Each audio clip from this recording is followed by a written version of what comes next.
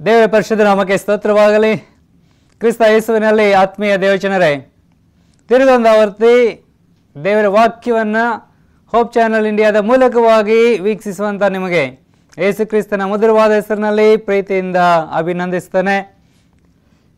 ಪ್ರಿಯ ದೇವರ ಮಕ್ಕಳೇ, ದೇವರು ಒಳ್ಳೆಯವನು, ಆತನು ಯಾವಾಗಲೂ ಒಳ್ಳೆಯದನ್ನೇ ಮಾಡುವ ಆತನಾಗಿದ್ದಾನೆ. ಈ ಸುಂದರವಾದಂಥ ದಿನವನ್ನು ನಮ್ಮ ಜೀವಿತದಲ್ಲಿ ಆತನು ಕೂಡಿಸಿಕೊಟ್ಟಿದ್ದಾನೆ. ಬನ್ನಿ, ನಾವು ತಡ ಮಾಡದೆ ದೇವರ ವಾಕ್ಯದ ಕಡೆಗೆ ನಮ್ಮ ಗಮನವನ್ನು ಹರಿಸೋಣ. ನಾವು ತಲೆಗಳನ್ನು ಬಾಗಿಸಿ ಕಣ್ಣುಗಳನ್ನು ಮುಚ್ಚಿ ದೇವರ ಆತ್ಮನ ನಡೆಸಬೇಕಾಗಿ ಕ್ಷಣಕಾಲ ಪ್ರಾರ್ಥನೆಯನ್ನು ಮಾಡಿಕೊಳ್ಳೋಣ. ಪ್ರಾರ್ಥಿಸುವ. ಕೃಪಾಪೂರ್ಣನಾದ ಪರಲೋಕದ ದೇವರೇ, ನಿನ್ನ ಪರಿಶುದ್ಧ ನಾಮಕ್ಕೆ ಸ್ತೋತ್ರವಾಗಲಿ.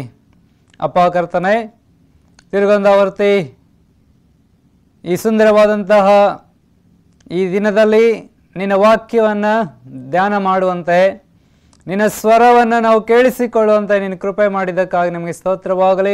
ನಮ್ಮೆಲ್ಲರನ್ನ ನೀವು ಜೀವಿತರ ಸಂಖ್ಯೆಯಲ್ಲಿ ಇರಿಸಿದ್ದಕ್ಕಾಗಿ ನಿಮಗೆ ಸ್ತೋತ್ರ ಸಲ್ಲಿಸ್ತೇವೆ. ಕರ್ತ, ನಿನ್ನ ಆತ್ಮನ ಮೂಲಕವಾಗಿ ನಮ್ಮ ಸಂಗಡ ಮಾತನಾಡ್ರಿ.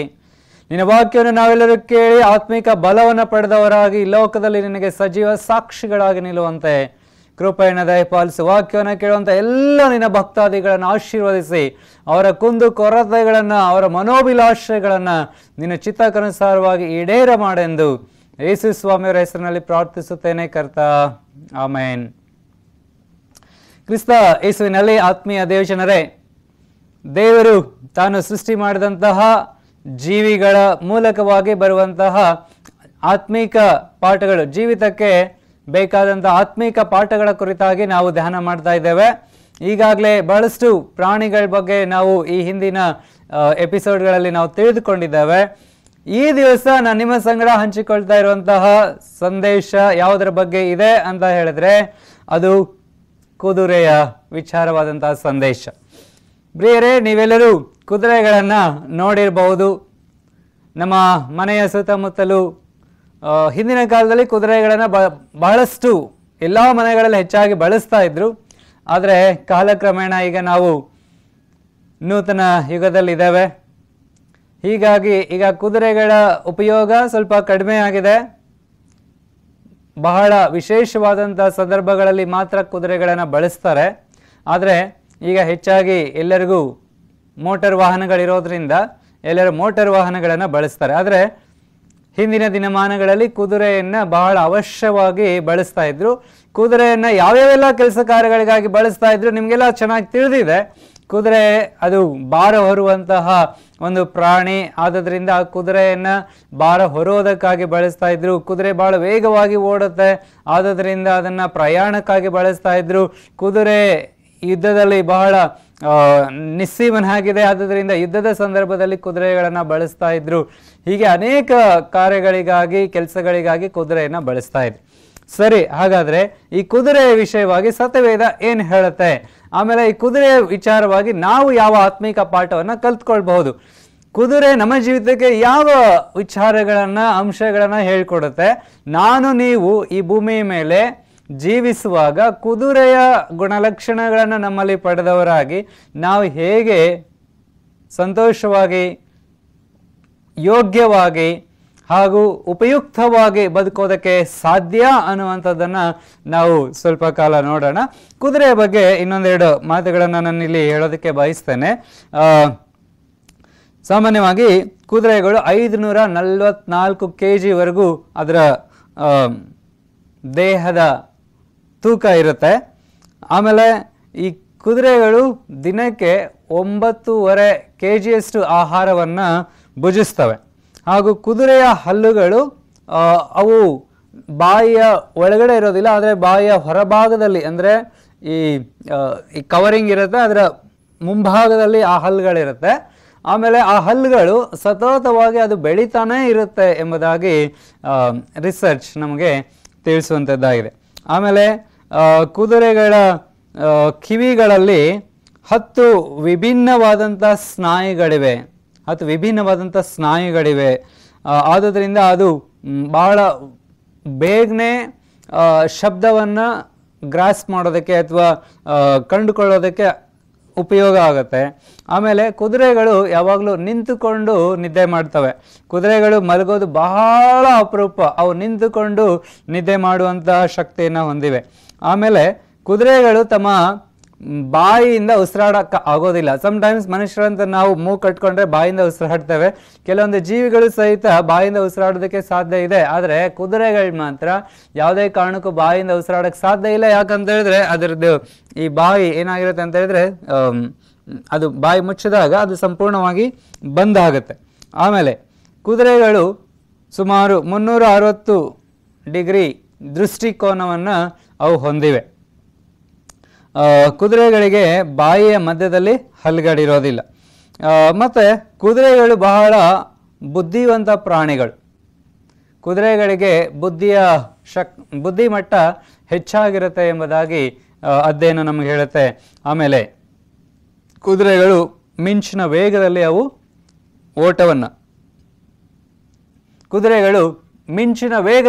ಅವು ಓಟವನ್ನು ಓಡುವಂಥವುಗಳಾಗಿವೆ. ಸೊ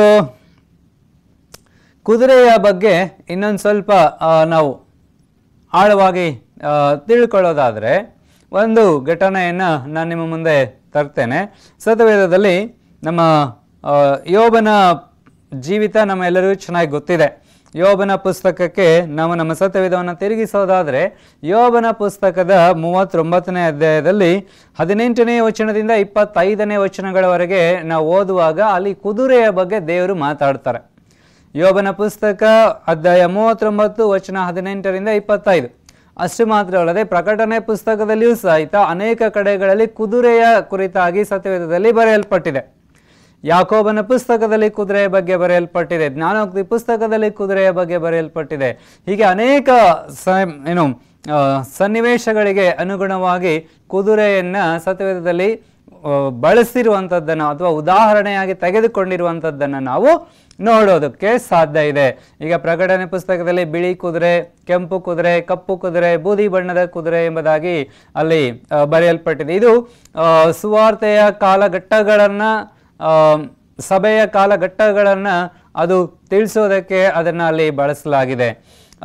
ಆ ಬಣ್ಣ ಆ ಒಂದು ಪರಿಸ್ಥಿತಿಯನ್ನು ಅಥವಾ ಸನ್ನಿವೇಶವನ್ನು ಅದು ಕುದುರೆಯ ಬಣ್ಣ ಅದು ನಿಷ್ಕರ್ಷಿಸುತ್ತೆ ಅಥವಾ ತಿಳಿಸುತ್ತೆ ಎಂಬುದಾಗಿ ನಾವು ಪ್ರವಾದನೆ ಪುಸ್ತಕದಲ್ಲಿ ಅರ್ಥ ಮಾಡಿಕೊಂಡಿದ್ದೇವೆ. ಆದರೆ ಯೋಬನ ಪುಸ್ತಕದಲ್ಲಿ ದೇವರು ಯೋಬನಿಗೆ ಆತನ ಬಹು ಪ್ರಶ್ನೆಗಳಿಗೆ ಅಥವಾ ಆತನಿಗೆ ತನ್ನ ಜೀವಿತದಲ್ಲಿ ಸಂಭವಿಸಿದಂತಹ ಸಮಸ್ಯೆ, ಸಂಕಟ, ದುಃಖ, ನೋವು ಇತ್ಯಾದಿ ಹಿಂಸೆಯಲ್ಲಿ ಅಥವಾ ಆತನು ತನ್ನ ಜೀವಿತದಲ್ಲಿ ಬಹಳಷ್ಟು ನೋವಿನ ಹಾದಿಯನ್ನು ಹಾದು ಹೋಗ್ತಾ ಇರುವಾಗ, ಪರಿಸ್ಥಿತಿಯನ್ನು ಹಾದು ಹೋಗ್ತಾ ಇದ್ದಾಗ ಆತನಿಗೆ ಪ್ರಶ್ನೆ ಬರುತ್ತೆ, ದೇವರೇ ಯಾಕೆ ನನಗೆ ಇಂಥ ಸಮಸ್ಯೆ, ಯಾಕೆ ನನಗೆ ಈ ಕಷ್ಟ, ಯಾಕೆ ನನಗೆ ಈ ಥರವಾದಂತಹ ಪರಿಸ್ಥಿತಿ ಎದುರಾಗಿದೆ, ಇದರ ಹಿಂದಿನ ರಹಸ್ಯ ಏನು, ನಾನೇನು ತಪ್ಪು ಮಾಡಿದೆ ಇತ್ಯಾದಿಯಾಗಿ ಆತನ ಮನಸ್ಸಲ್ಲಿ ಪ್ರಶ್ನೆಗಳು ಉಟ್ಕೊಳ್ಳುತ್ತೆ. ಅಂತಹ ಸಮಯದಲ್ಲಿ ಆತನ ದೇವರಿಗೆ ಪ್ರಶ್ನೆಯನ್ನು ಮಾಡುವಾಗ ದೇವರು ಈ ಕುದುರೆಯ ಉದಾಹರಣೆಯನ್ನು ಕೊಟ್ಟು ಆತನಿಗೆ ಮಾತನಾಡ್ತಾರೆ. ಈ ವಚನವನ್ನು ನಾವು ಹೀಗೆ ಓದೋಣ. ಇಲ್ಲಿ ವಚನ ಬಹಳ ಚೆನ್ನಾಗಿ ಹೇಳುತ್ತೆ. ಏನು ಹೇಳುತ್ತೆ ಅಂದರೆ, ನೀನು ಕುದುರೆಗೆ ಶಕ್ತಿಯನ್ನು ಕೊಟ್ಟು ಅದರ ಕೊರಳಿಗೆ ಅದರ ಆಟವನ್ನು ಸುತ್ತಿಸಿದೀಯಾ, ಅದು ಮಿಡತೆಯ ಹಾಗೆ ಕುಪ್ಪಳಿಸಿ ಹಾರುವಂತೆ ಮಾಡಿದೀಯಾ, ಅದರ ಕೆನೆತದ ಪ್ರತಾಪವು ಭಯಂಕರವಾಗಿದೆ, ಅದು ತಗ್ಗಿನ ನೆಲವನ್ನು ಕೆರೆದು ತನ್ನ ಬಲಕ್ಕೆ ಹಿಗ್ಗಿ ಸನ್ನಾಹದ ಸೈನ್ಯವನ್ನು ಎದುರಿಸಲು ಹೋಗುವುದು, ಅದು ಕಳವಳಗೊಳ್ಳದೆ ಖಡ್ಗಕ್ಕೆ ಹಿಂತೆಗೆಯದೆ ಭಯವನ್ನು ತಾತ್ಸಾರ ಮಾಡುವುದು, ಬತ್ತಳಿಕೆಯು ತಳತಳಿಸುವ ಬರ್ಚಿಯೂ ಈಟಿಯೂ ಅದರ ಮೇಲೆ ಜಣಿಸುವವು, ಅದು ತುತ್ತೂರಿಯ ಶಬ್ದವನ್ನು ಕೇಳಿದರೂ ನಿಲ್ಲದೆ ಉಗ್ರತೆಯಿಂದ ಕಂಪಿಸುತ್ತಾ ನೆಲವನ್ನು ನುಂಗಿಬಿಡುವುದೋ ಎಂಬಂತೆ ಓಡುವುದು, ತುತ್ತೂರಿ ಊದಿದಾಗೆಲ್ಲ ಆಹಾ ಎಂದುಕೊಂಡು ಕಾಳಗ ಆರ್ಭಟ ಸೇನಾಪತಿಗಳ ಘರ್ಜನೆ ಅವುಗಳನ್ನು ದೂರದಲ್ಲಿದ್ದರೂ ಮೂಸಿ ನೋಡಿ ತಿಳಿಯುವುದು.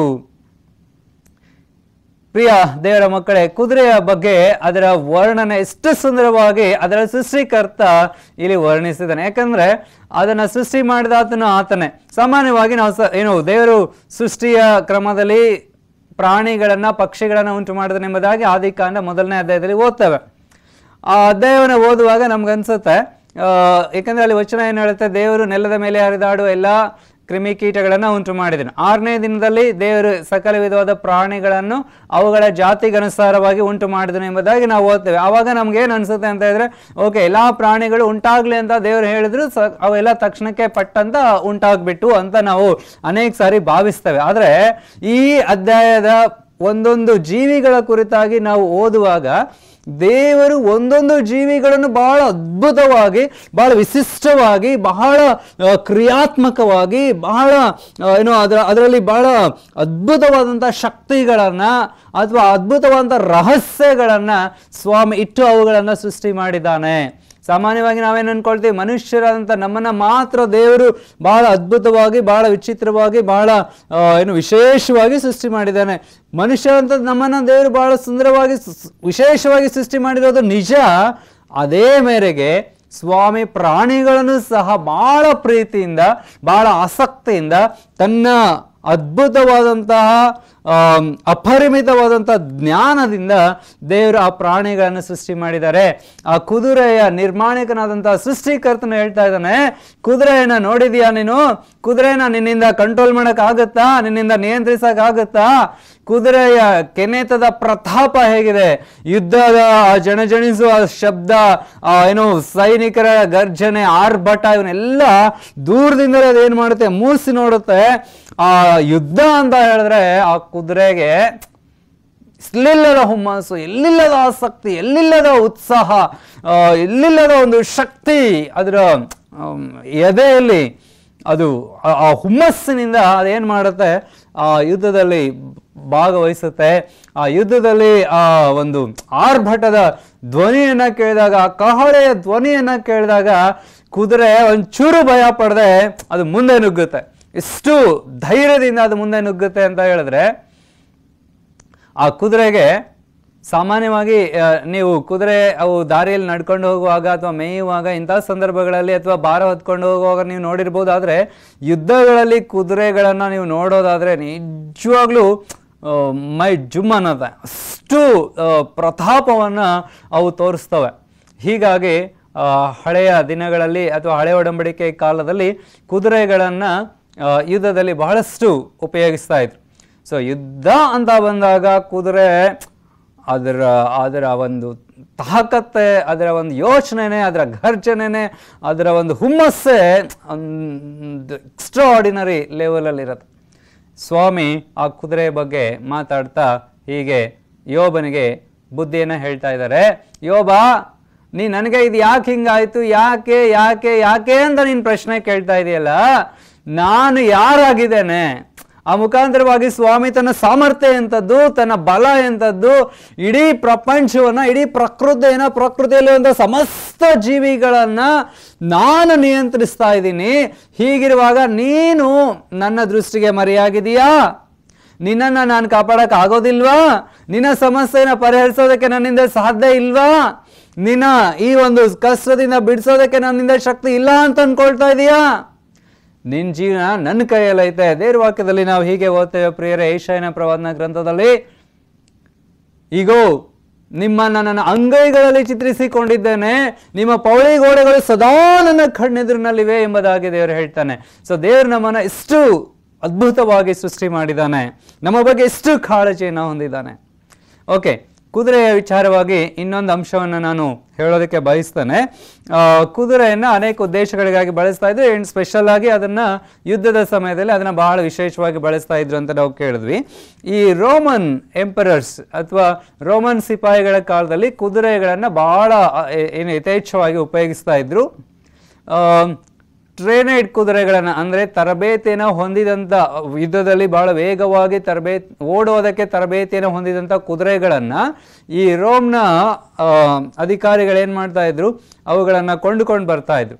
ಕೊಂಡುಕೊಂಡು ಬಂದ ಮೇಲೆ ಅವುಗಳಿಗೆ ಇನ್ನೊಂದು ವಿಭಿನ್ನವಾದಂಥ ತರಬೇತಿಯನ್ನು ಕೊಡ್ತಾ ಇದ್ರು. ಆ ತರಬೇತಿ ಯಾವುದಪ್ಪ ಅಂತ ಹೇಳಿದ್ರೆ, ಕುದುರೆಗಳು ನಿಧಾನವಾಗಿ ನಡೆಯುವಂಥದ್ದನ್ನು ಅವ್ರು ತರಬೇತಿ ಕೊಡ್ತಾ ಇದ್ರು.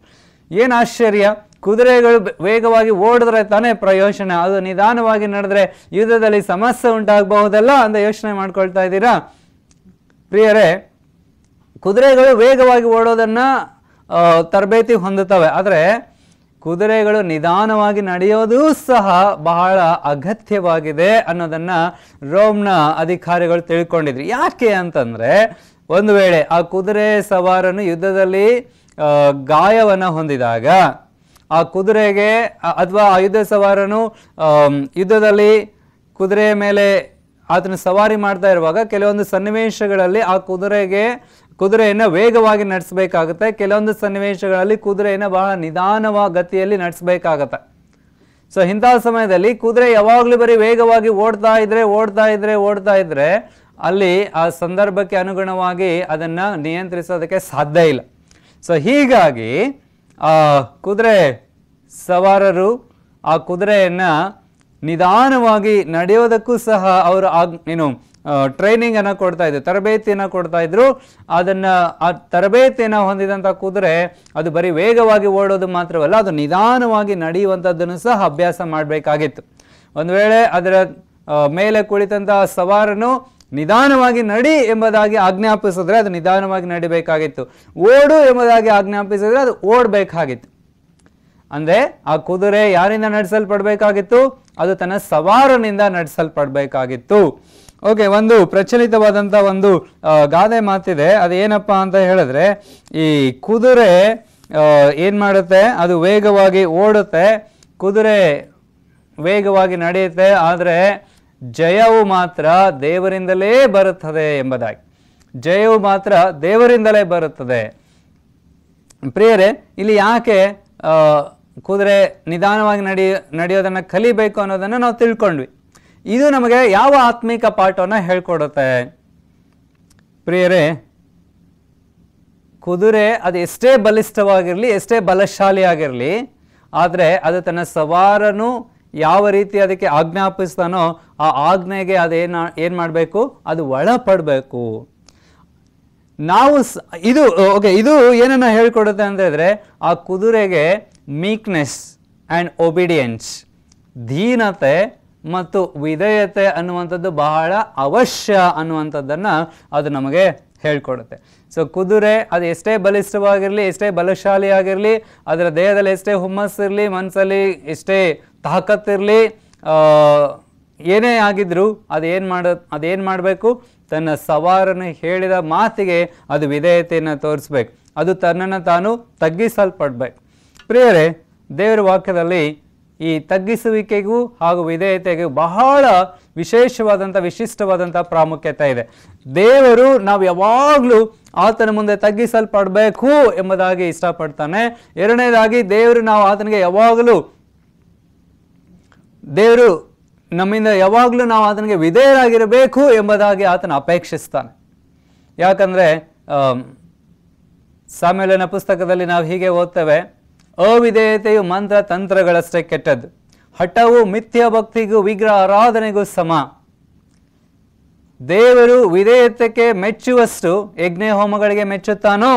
ಯಜ್ಞಗಳನ್ನು ಸಮರ್ಪಿಸುವುದಕ್ಕಿಂತ ಮಾತು ಕೇಳೋದು ಉತ್ತಮವಾಗಿದೆ, ಟಗರುಗಳ ಕೊಬ್ಬಿಗಿಂತ ವಿಧೇಯತೆಯು ವಿಶೇಷವಾಗಿದೆ ಎಂಬುದಾಗಿ ದೇವರ ವಾಕ್ಯ ಹೇಳುತ್ತೆ. ಸೊ ಹೀಗಾಗಿ ದೇವರು ನಾವು ಯಾವಾಗಲೂ ವಿಧೇಯರಾಗಿ ಇರಬೇಕು ಎಂಬುದಾಗಿ ಬಯಸ್ತಾರೆ. ಅಂದರೆ ನಮ್ಮ ಸವಾರನು ಯಾರು? ನಮ್ಮ ಸೃಷ್ಟಿಕರ್ತನು.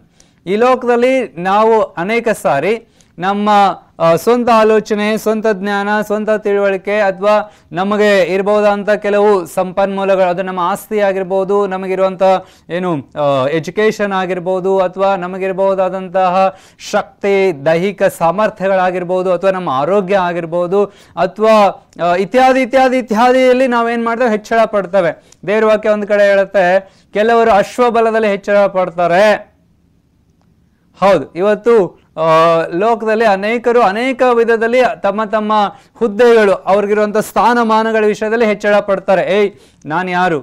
ನಾನು ಒಬ್ಬ ದೊಡ್ಡ ಅಧಿಕಾರದಲ್ಲಿ, ಉನ್ನತ ಅಧಿಕಾರದಲ್ಲಿರುವಂಥ ವ್ಯಕ್ತಿ, ನಾನು ನಿನ್ನನ್ನು ಏನು ಬೇಕಾದರೂ ಮಾಡಬಲ್ಲೆ ಇತ್ಯಾದಿಯಾಗಿ ಜನರು ಇವತ್ತು ಹೆಚ್ಚಳ ಪಡುವಂಥದ್ದನ್ನು ನಾವು ಲೋಕದಲ್ಲಿ ಕಾಣ್ತೇವೆ. ಎಷ್ಟೊಂದು ಸರಿ ನಾವು ಸಹ ನಮ್ಮ ಜೀವಿತದಲ್ಲಿ ನಮ್ಮ ಸೌಂದರ್ಯ ಆಗಿರಬಹುದು ಅಥವಾ ಯಾವುದೇ ಕಾರಣ ಇರಬಹುದು ನಾವು ಹೆಚ್ಚಳ ಪಡೋದಕ್ಕೆ. ಆದರೆ ನಾವು ಇವುಗಳಲ್ಲಿ ಹೆಚ್ಚಳ ಪಡೋದು ದೇವರಿಗೆ ಇಷ್ಟ ಇಲ್ಲ. ಬದಲಾಗಿ ದೇವರು ಹೇಳ್ತಾನೆ, ನೀನು ಹೆಚ್ಚಳ ಪಡೋದಾದ್ರೆ ನನ್ನಲ್ಲಿ ಹೆಚ್ಚಳ ಪಡು. ನನ್ನಲ್ಲಿ ಅಂದ್ರೆ ದೇವರಲ್ಲಿ ಹೆಚ್ಚಳ ಪಡು. ಯಾಕೆ ಅಂತ ಹೇಳಿದ್ರೆ ನನ್ನ ದೇವರು ಪ್ರೀತಿ ನೀತಿ ನ್ಯಾಯಗಳನ್ನ ತಿಳಿದಿರುವಂತ ದೇವರು, ಅವುಗಳನ್ನ ಆತನು ಯಾವಾಗಲೂ ಪಾಲಿಸ್ತಾನೆ. ಆದ್ರಿಂದ ನೀನು ಹೆಚ್ಚಳ ಪಡೋದಾದ್ರೆ ಈ ಪ್ರೀತಿ ನೀತಿ ನ್ಯಾಯಗಳನ್ನ ತಿಳಿದಿರುವಂತ ದೇವರಲ್ಲಿ ನೀನು ಹೆಚ್ಚಳ ಪಡು ಎಂಬುದಾಗಿ ವೇದ ವಾಕ್ಯದಲ್ಲಿ ನಾವು ಓದ್ತೇವೆ. ಪ್ರಿಯರೇ, ನಮ್ಮ ಜೀವಿತದಲ್ಲಿ ಈ ಕುದುರೆಯಿಂದ ಕಲಿಯುವಂತ ಪಾಠ ಬಹಳ ಅಗತ್ಯವಾಗಿದೆ. ಕುದುರೆ ಏನ್ ಮಾಡುತ್ತೆ? ತನ್ನ ಸವಾರನಿಗೆ ವಿಧೇಯತೆಯನ್ನು ತೋರಿಸುತ್ತೆ. ತನ್ನ ಸವಾರನು ನಿಧಾನವಾಗಿ ನಡೆಯಂದಾಗ ನಿಧಾನವಾಗಿ ನಡೆಯುತ್ತೆ, ವೇಗವಾಗಿ ನಡೆಯಂದಾಗ ವೇಗವಾಗಿ ನಡೆಯುತ್ತೆ. ಭೂಮಿ ಮೇಲೆ ಜೀವಿಸುವಾಗ ನಾವು ಎಲ್ಲ ಸಮಯದಲ್ಲಿ ಒಂದೇ ಥರ ಇರೋಕ್ಕಾಗೋದಿಲ್ಲ. ಕೆಲವೊಂದು ಸಾರಿ ನಾವೇನು ಮಾಡಬೇಕಾಗತ್ತೆ? ಕೆಲವು ನಿರ್ಧಾರಗಳನ್ನು ತೆಗೆದುಕೊಳ್ಳುವಾಗ ಬಹಳ ಸಮಾಧಾನದಿಂದ ತೆಗೆದುಕೊಳ್ಬೇಕಾಗತ್ತೆ. ಎಷ್ಟೊಂದು ಸಾರಿ ನಮ್ಮ ಲೈಫಲ್ಲಿ ಅಥವಾ ನಮ್ಮ ಜೀವಿತದಲ್ಲಿ ನಾವು ನಮ್ಮ ಪರಿಸ್ಥಿತಿಗಳು ಕಠಿಣವಾಗಿರುವಾಗ ಅಥವಾ ಕೋಪದ ಒಂದು ವಾತಾವರಣ ಇರುವಾಗ ಕೆಲವೊಂದು ಸಾರಿ ಕೋಪದಲ್ಲಿ ನಾವೇನು ಮಾಡ್ತೇವೆ? ಕೆಲವು ನಿರ್ಧಾರಗಳನ್ನು ತೆಗೆದುಕೊಳ್ತೇವೆ. ಇಂಥ ನಿರ್ಧಾರಗಳು ನಮ್ಮ ಜೀವಿತಕ್ಕೆ ಮುಂದೆ ಬಹಳ ದೊಡ್ಡ ಅಪಾಯವನ್ನು ಉಂಟು ಮಾಡುವಂಥವುಗಳಾಗಿವೆ. ಅಂಥ ನಿರ್ಧಾರಗಳು ನಮ್ಮ ಜೀವಿತದಲ್ಲಿ ಮುಳ್ಳನ್ನು ತಂದು ಹಾಕುವಂಥವುಗಳಾಗಿವೆ. ಆದುದರಿಂದ ಪ್ರಿಯರೇ, ನಾವು ನಮ್ಮ ಸವಾರನಾಗಿರುವಂಥ ದೇವರಿಗೆ ನಮ್ಮ ಜೀವಿತವನ್ನು ನಾವು ಒಪ್ಪಿಸಿಕೊಟ್ಟವರಾಗಿ ನಾವು ಯಾವ ಸಂದರ್ಭದಲ್ಲಿ ಹೇಗೆ ನಡೀಬೇಕು, ಎಲ್ಲಿ ನಿಂತ್ಕೋಬೇಕು, ಎಲ್ಲಿ ಕುಂತ್ಕೋಬೇಕು, ನಮ್ಮ ಸಹವಾಸ ಹೇಗಿರಬೇಕು, ಯಾರ ಜೊತೆಗಿರಬೇಕು, ನಾವು ಏನು ಮಾಡಬೇಕು, ಏನು ತಿನ್ನಬೇಕು, ಏನು ಕುಡಿಬೇಕು, ನಾವು ಏನು ಹೊದ್ಕೋಬೇಕು, ಎಲ್ಲ ವಿಷಯಗಳಲ್ಲಿ ನಾವು ದೇವರಿಗೆ ನಮ್ಮನ್ನು ಒಪ್ಪಿಸಿಕೊಡುವಾಗ ದೇವರು ನಮ್ಮ ಸವಾರನಾಗಿದ್ದು ಆತ ನಮ್ಮನ್ನು ಸರಿಯಾದ ಮಾರ್ಗದಲ್ಲಿ ಆತ ನಮ್ಮನ್ನು ನಡೆಸುವಾತನಾಗಿದ್ದಾನೆ. ಸೊ ಹೀಗಿರೋದ್ರಿಂದ ನಿಮ್ಮ ಜೀವಿತದ ಎಲ್ಲ ರಂಗಗಳಲ್ಲಿ ದೇವರಿಗೆ ಪ್ರಾಧಾನ್ಯತೆಯನ್ನು ಕೊಡ್ರಿ. ನಾವು ದೇವರ ಮುಂದೆ ನಮ್ಮನ್ನು ತಗ್ಗಿಸುವಾಗ ಆತನ ತಕ್ಕ ಕಾಲದಲ್ಲಿ ನಮ್ಮನ್ನು ಮೇಲಕ್ಕೆ ತರುವಾತನಾಗಿದ್ದಾನೆ. ಹಾಗೂ ಯಾಕೋಬನ ಪತ್ರಿಕೆಯಲ್ಲಿ ನಾವು ಹೀಗೆ ಓದ್ತೇವೆ, ಕುದುರೆಯನ್ನ ನಿಯಂತ್ರಣಕ್ಕೆ ತರೋದಕ್ಕೆ ಅದಕ್ಕೆ ಕಡಿವಾಣ ಹಾಕ್ತಾರೆ. ಆ ಮುಖಾಂತರವಾಗಿ ಅದರ ದೇಹವನ್ನೆಲ್ಲ ನಿಯಂತ್ರಿಸಬಹುದು. ಹೌದು ಪ್ರಿಯರೇ, ಇವತ್ತು ನಾವು ಸಹ ನಮ್ಮ ಮನಸ್ಸುಗಳನ್ನು ನಿಯಂತ್ರಿಸೋದಕ್ಕಾಗಿ, ನಮ್ಮ ಬಾಯಿಯನ್ನು ನಿಯಂತ್ರಿಸೋದಕ್ಕಾಗಿ, ನಮ್ಮ ಕಣ್ಣುಗಳನ್ನು ನಿಯಂತ್ರಿಸೋದಕ್ಕಾಗಿ, ನಮ್ಮ ಅಂಗಾಂಗಗಳನ್ನು, ನಮ್ಮ ಸರ್ವೇಂದ್ರಿಯಗಳನ್ನು, ನಮ್ಮ ಪಂಚೇಂದ್ರಿಯಗಳನ್ನು ನಿಯಂತ್ರಿಸೋದಕ್ಕಾಗಿ ನಾವು ನಮ್ಮನ್ನು ಸಂಪೂರ್ಣವಾಗಿ ದೇವರ ಕೈಗೆ ಒಪ್ಪಿಸಿಕೊಡುವಂಥದ್ದು ಅಗತ್ಯವಾಗಿದೆ. ಯಾಕೆ ಅಂತ ಹೇಳಿದ್ರೆ, ಒಂದು ವೇಳೆ ನಾವು ನಮ್ಮನ್ನು ದೇವರಿಗೆ ಒಪ್ಪಿಸಿಕೊಡದೆ ಹೋದರೆ ನಮ್ಮದೇ ಆದಂಥ ಆಲೋಚನೆ, ನಮ್ಮದೇ ಆದಂಥ ಮಾರ್ಗದಲ್ಲಿ ನಾವು ನಡೆಯುವ ಪಕ್ಷಕ್ಕೆ ಅದು ನಮ್ಮನ್ನು ನಾಶನದ ಕಡೆಗೆ ತೆಗೆದುಕೊಂಡು ಹೋಗುವಂಥದ್ದಾಗಿದೆ. ನಾವು ಸಂತೋಷವಾಗಿ ಸುರಕ್ಷಿತವಾಗಿ ಇರಬೇಕು, ನಾವು ನಿತ್ಯ ಜೀವವನ್ನು ಹೊಂದಬೇಕು ಅಂತ ಹೇಳಿದ್ರೆ ಕುದುರೆಯ ಸವಾರನಿಗೆ ಹೇಗೆ ಕುದುರೆ ವಿಧೇಯರಾಗುತ್ತೋ ಹಾಗೆ ನಮ್ಮ ನಿರ್ಮಾಣಿಕನಾದಂಥ ಸೃಷ್ಟಿಕರ್ತನಿಗೆ ನಾವು ವಿಧೇಯತೆಯರಾಗಿದ್ದು ಎಲ್ಲ ವಿಧದಲ್ಲಿ ಆತನನ್ನೇ ನಾವು ದೃಷ್ಟಿಸುತ್ತಾ ಆತನನ್ನು ಹಿಂಬಾಲಿಸುವಾಗ ಖಂಡಿತವಾಗಿ ನಮ್ಮ ಜೀವನ ಆಶೀರ್ವಾದವನ್ನು ಹೊಂದುತ್ತೆ. ಪ್ರಿಯರೇ, ಈ ಸಂದೇಶ ನಿಮಗೆ ಇಷ್ಟವಾಗಿದೆ ಎಂಬುದಾಗಿ ನಾನು ನೆನೆಸ್ತೇನೆ. ಇವತ್ತು ನೀವು ಈ ಕುದುರೆಯ ಸ್ವಭಾವವನ್ನು ನಿಮ್ಮಲ್ಲಿ ಹೊಂದಿಕೊಳ್ಳುವ ಪಕ್ಷಕ್ಕೆ ಖಂಡಿತವಾಗಿಯೂ ನೀವು ಆಶ್ರಯಿಸಲ್ಪಡ್ತೀರಿ. ಸೊ ಈ ಸಮಯದಲ್ಲಿ ಈ ಸಂದೇಶವನ್ನು ಕೇಳಿದಂಥ ನಾವು, ದೇವರೇ ನನ್ನಲ್ಲಿ ಈ ಕುದುರೆಯ ಸ್ವಭಾವವನ್ನು ಕೊಡು ಎಂಬುದಾಗಿ ನಾವು ದೇವರ ಹತ್ರ ಪ್ರಾರ್ಥನೆ ಮಾಡೋಣ. ಪ್ರಾರ್ಥಿಸುವ ನಮ್ಮ ಪರಲೋಕದ ದೇವರೇ, ಈ ಕುದುರೆಯ ವಿಚಾರವಾದಂಥ ಸಂದೇಶವನ್ನು ನಾವು ಕೇಳಿದ್ದೇವೆ. ಹೌದಪ್ಪ, ಈ ಕುದುರೆ ಬಹಳ ಶಕ್ತಿಶಾಲಿಯಾಗಿದ್ದರು, ವೇಗವಾಗಿ ಓಡುವಂಥದ್ದಾಗಿದ್ದರು, ಅದು ತನ್ನ ನಾಯಕನಿಗೆ ಅದು ವಿಧೇಯತೆಯನ್ನು ಹಾಗೂ ದೀನತೆಯನ್ನು ತೋರಿಸುವಂಥದ್ದಾಗಿದೆ. ದೇವರೇ, ನಾವು ಈ ಲೋಕದಲ್ಲಿ ಎಷ್ಟೇ ಬಲಿಷ್ಠರಾಗಿದ್ದರು ದೇವರೇ, ನಾವು ಧೂಳಿಗೆ ಸಮಾನರೇ ಅಪ್ಪ. ಹೀಗಿರೋದ್ರಿಂದ ನಾವು ಎಲ್ಲ ವಿಷಯದಲ್ಲಿ ನಿನಗೆ ವಿಧೇಯತೆಯನ್ನು ತೋರಿಸುತ್ತಾ ನಿನಗೆ ವಿಧೇಯ ಮಕ್ಕಳಾಗಿ ತಗ್ಗಿದ ಸ್ವಭಾವವುಳ್ಳವರಾಗಿ ಬದುಕೋದಕ್ಕೆ ಸಹಾಯ ಮಾಡು. ಯೇಸು ಕ್ರಿಸ್ತನ ಹೆಸರಿನಲ್ಲಿ ಬೇಡುತ್ತೇನೆ ಸ್ವಾಮಿ, ಆಮೇನ್. ದೇವರು ನಿಮ್ಮ ಸಂಗಡ ಇರಲಿ. ಇನ್ನೊಂದು ಪ್ರಾಣಿಯ ಜೀವಿತದೊಂದಿಗೆ ಮತ್ತೆ ಭೇಟಿಯಾಗೋಣ. ಶುಭ ದಿನ.